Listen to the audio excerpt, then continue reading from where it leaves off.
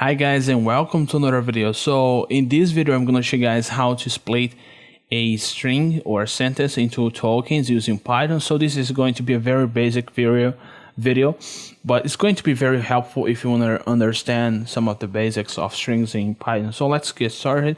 Let's create a sentence. Let's call it this.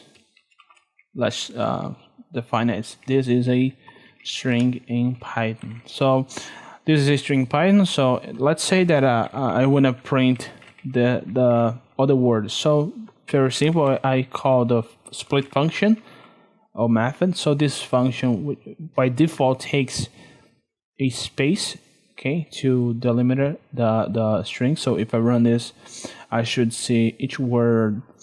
I have now a list of words, but I could have other things such as, let's say that I have tabs inside of this document. So if I have a document with tab, this is another.